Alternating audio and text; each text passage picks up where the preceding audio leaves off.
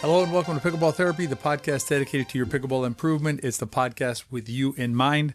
I'm your host of this weekly podcast, Tony Roig. It's a pleasure to be with you in our new podcast studio environment. Again, really excited about having this environment. It charges me up when I come in here to record. This week's podcast, I think you're really going to enjoy the concept. We're going to play on the concept from last week. I think it's really going to help us frame out better our interaction with the sport, which is always what we're trying to do with this mental part of the sport, in addition to playing better.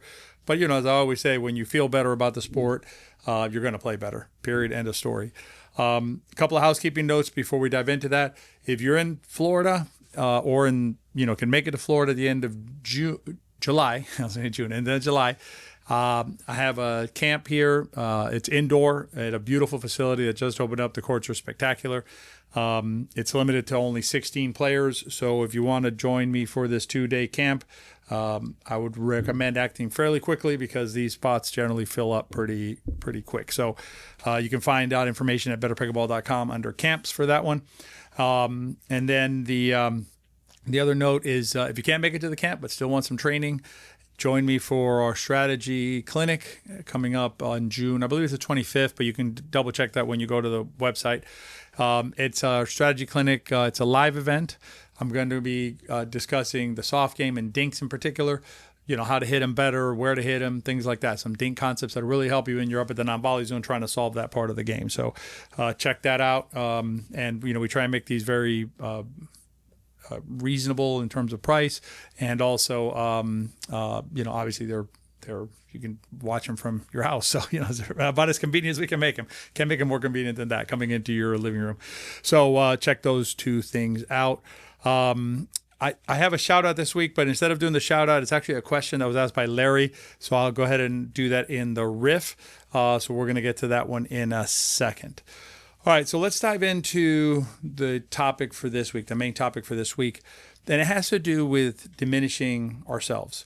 Last week, we talked about, the potential for diminishing our friends whenever we behave in a way that that diminishes what it is that they accomplish, right? When basically we react to their big comeback or their victory in a way that focuses on us, it diminishes them. But then this weekend there was the French Open, and I came to pickleball from tennis, so I have I retain some allegiance, some love for the sport of tennis, and so I was following the French Open this weekend and saw the final on Saturday. And by now you may have already heard. I shouldn't say probably because it doesn't necessarily have to be in your ecosystem, but Aryna Sabalenka, who was the number 1 seed, lost to Coco Gauff, the American player, the number 2 seed. And after the match, Sabalenka made it all about her, right? About herself, meaning, essentially, Coco Gauff didn't beat her, right? Didn't win. Sabalenka made too many mistakes, and the conditions were bad. And excuse upon excuse, never acknowledging any work by Coco Gauff. What's interesting is when you think about it objectively, right? Ignores the fact that Coco Gauff is number 2 seed, ignores the fact that Coco Gauff made it to the finals of the French Open, which in and of itself is amazing. Ignores the fact that Coco Gauff pushed Sabalenka in that match to make mistakes, right? Pushed her so that she had to play harder, meaning she had to go for more because of the way Coco Gauff was playing. And so, what could have been a nice post-match interview where there's a positive taken away because, as we've talked about on this podcast many, many times, we play a sport it's the same as tennis, right? Where you have a winner and you have a loser, and that's just what we sign up for. And so when you contrast Sabalenka's approach with the approach of Jannik Sinner, who lost in the men's match, it's night and day. Jannik Sinner was the number 1 seed. Carlos Alcaraz was the number 2 seed. They're just like in the Sabalenka match, the number 2 seed won, Alcaraz won. But Sinner actually had 3 match points early on in the match and couldn't convert any of them. So he had 3 points where he could have ended the match in his favor and won the French Open. Couldn't convert them. Carlos Alcaraz came back and in 5 sets won. It's already, most of the folks who know about tennis already consider it a classic, and I think it is. The level of play was incredible. So what Sinner did was he leaned into that, right? He basically acknowledged Alcaraz's win and congratulated Carlos for his win. talked about, how great it was to be a part of a historic match like that and what an incredible level of tennis was being played. And just very positive, right, about the whole experience. And so it got me thinking, right? This whole thing got me thinking about, the additional consequence of making it about ourselves in those kinds of situations, in acting like Arina Sabalenka, where it's all about what we did wrong, as opposed to acting like Jannik Sinner, where it's about what your opponent did and just recognizing the fact that you played a tough match. You were in a good match the whole time. So, the one aspect of it was what we talked about last week, which is about diminishing your friends. If you didn't check that one out, I highly recommend you check it out. But the other aspect of it is actually how you diminish yourself with that conduct. And there's two different ways, and I'm going to talk about both of them. One's pretty evident, right? One's the direct diminution of yourself. So if you think about, again, going back to Arina Sabalenka, great athlete, obviously number one in the world, number one seed in the tournament, very accomplished tennis player, but her image has taken a hit, right? And rightfully so. It's taken a hit because of her, her trying to basically detract from her opponent's victory and make it about herself and her mistakes. And, it's that there's a direct diminution that's happening there. But beyond that, there's also an indirect diminution. And this is the one I want to spend a few minutes on, which is this. So when, and let me switch it to pickleball now. So let's go to just a standard example. And these are going to be, you're up 10 something, call it 10-9, 10-8. You can't close it out, right? Or you miss a shot, something like that. And then your opponents win 12-10. So it's the comeback. So you're up 10-8, 10-7, 10-9, something like that. And then you don't get to 11, they tie it, and they get to 12, and so they win 12-10. And in those situations, what is not uncommon, it's actually common, I guess, is players on the losing side of that, the players who got stuck at 10, make it about themselves, right? It's all about, I missed that shot, I screwed up, sorry I messed up, that was on me, things like that, right? Removing or diminishing the effort of the opponent, which is, as I said last week, your friend, to get to 12, right? The battle, the tenacity, the not making an error and giving the game away and things like that. The willingness to continue to battle, which is all should be celebrated. And the event itself should be celebrated, right? Which I'm going to talk about in a second. This is where you get indirect because it's a 12-10 match. Listen, 12-10 or game, 12-10 games are awesome. Think about this. Think about if you could make every game between now and the end of your pickleball career 12-10 or higher. Wouldn't that be awesome? Like every game would be 12-10, 13-11, 14-12, 15-13. I mean, you name it, right? But the lowest would be 12-10. I got to tell you something. You're playing really awesome pickleball contests. I mean, they're about as evenly matched as you can think about, right? Everybody's battling, and the difference between the winner and the loser is a shot here, 2 inches or an inch there on an out ball, something silly, right? Something very small. Compare that to like you winning 11-3. How does that feel compared to winning 12-10 and losing 11-3 as opposed to losing 12-10? I mean, those are different, entirely different experiences. So the experience itself of finishing a game at 12-10 is an awesome experience, whether you win it or whether you lose it. Now, again, going back to bowl of ice cream, if you win it, you get some sprinkles. That's great. But losing 12-10 is awesome. I mean, that's a great battle by you. And so when we think about that, when we think about how we react to when we're on the loser side, because we're on the winner side, it's always easy, right? When you win 12-10, then you're always like, hey, I won. But when you lose, that's when you get tested, right? That's when you have the possibility of doing a Sabalenka, or an Arina Sabalenka, which is make it about yourself and diminish your friends and your opponents by doing so. But beyond that, you diminish the experience itself. You diminish the event, the game that you just experienced. That was 12-10. You've taken it down a notch. You've made it less important, less meaningful by making it about yourself, by making it about a shot you missed rather than an entire event, entire experience that happened. You also, by doing that, when you reduce the event, you reduce yourself again, but this time indirectly. It's not just the direct, not the best way to act, right? Not the best look for you if you're going to make it about yourself, the same way that it doesn't look good for Sabalenka to make it about the wind or whatever it is that she wanted to complain about for her loss, as opposed to recognizing that her opponent won, right, and beat her. It's not just that direct amount, the direct impact of it, a diminution of yourself.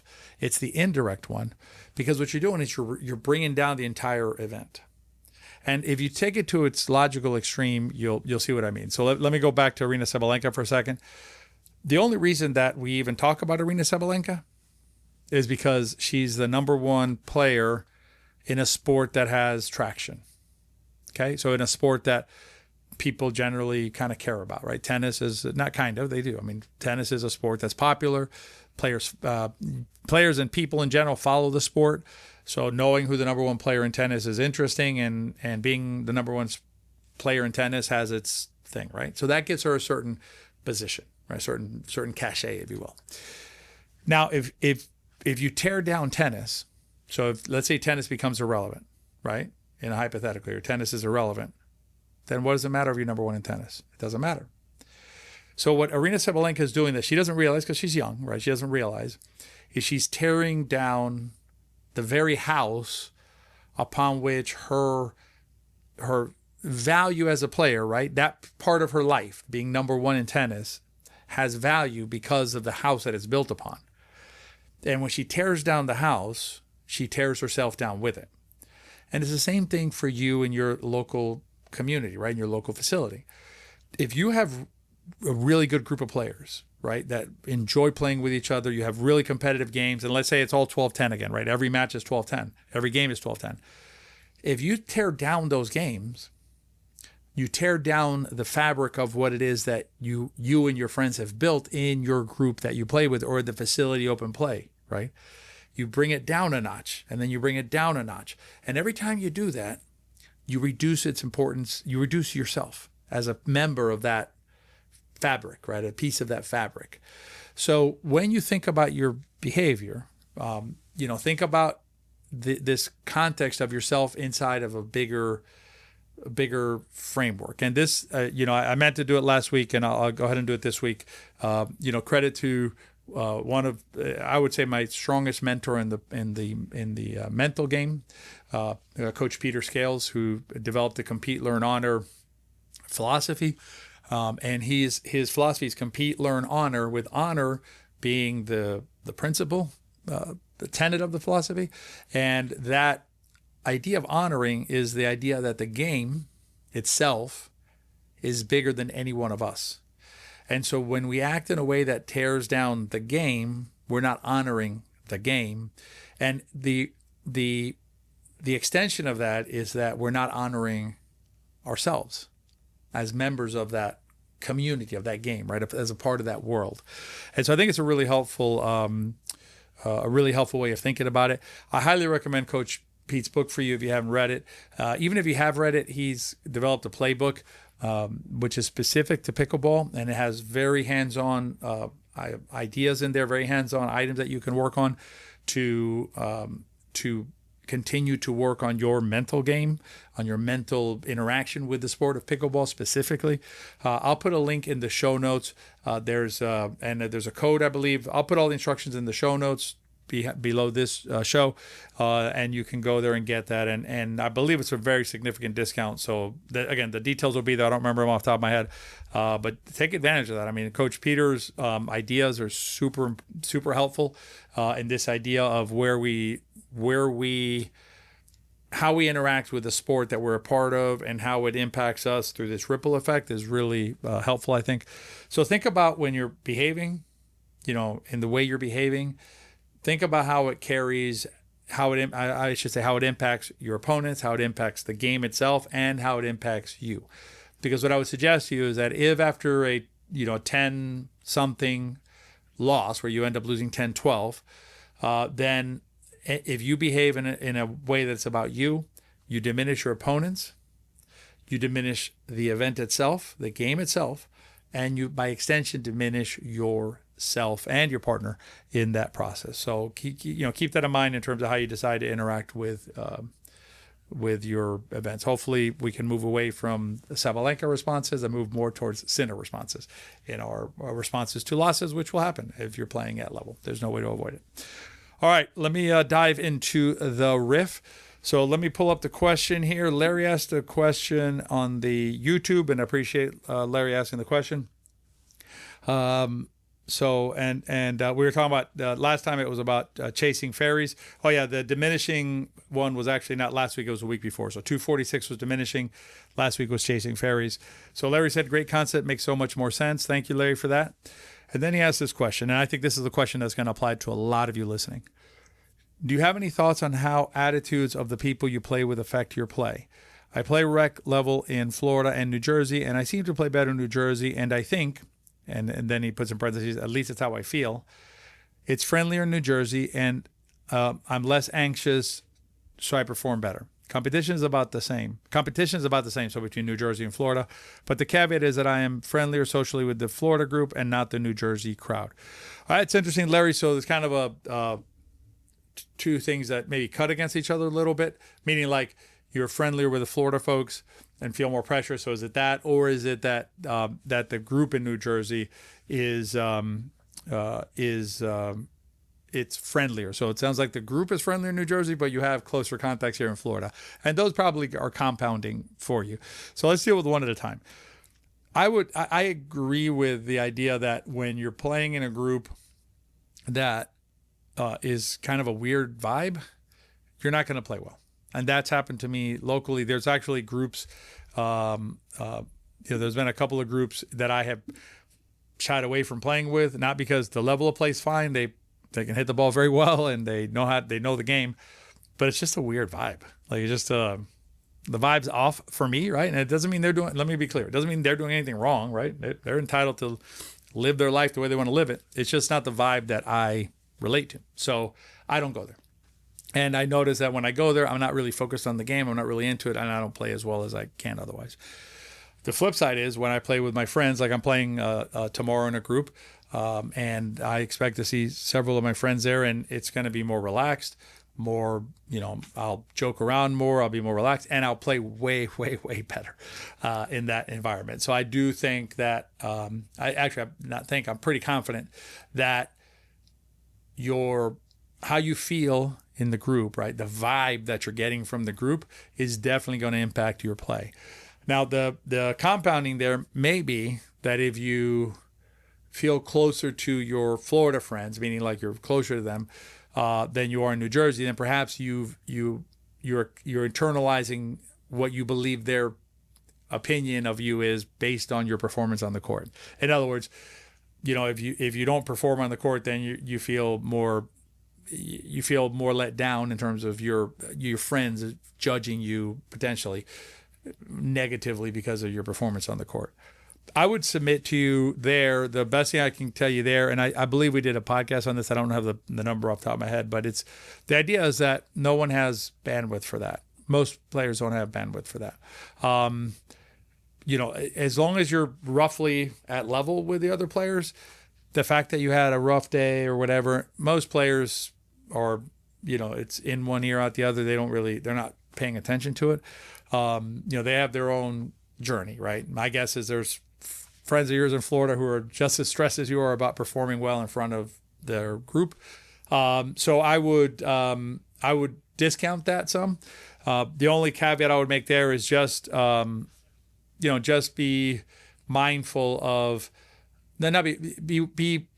try not to make a deal of it. And what I mean by that is, the example I always give is pop-up. So, players, when they pop the ball up, everybody believes that, the music stops, everybody stops playing, right? All the lights are on that player and the pop-up, and everyone's watching, and it's, oh my God, that player popped the ball up. What an awful player, which is not the case.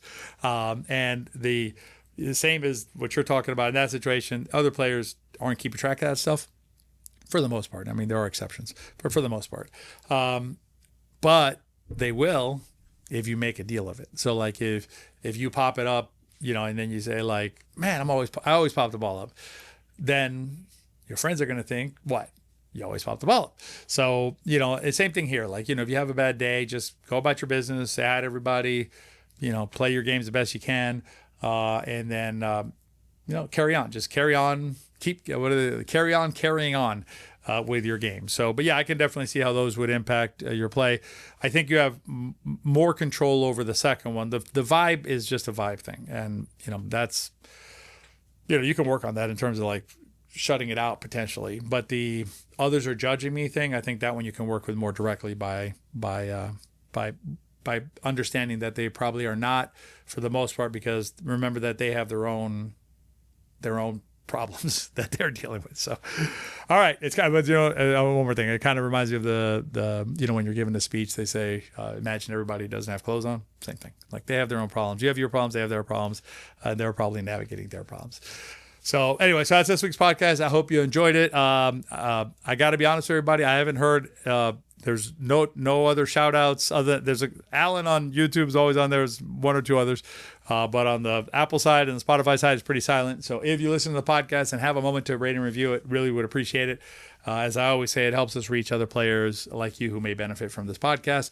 And as always, if you enjoyed the podcast, please consider sharing it with your friends, because if you enjoyed the podcast, they probably will too. I hope to see some of you at the end of July at camp in Florida, and maybe the rest of you at the end of June to learn more about dinking in our strategy clinic. Everything available at betterpickleball.com. Be well, have a great week, and I'll see you next time.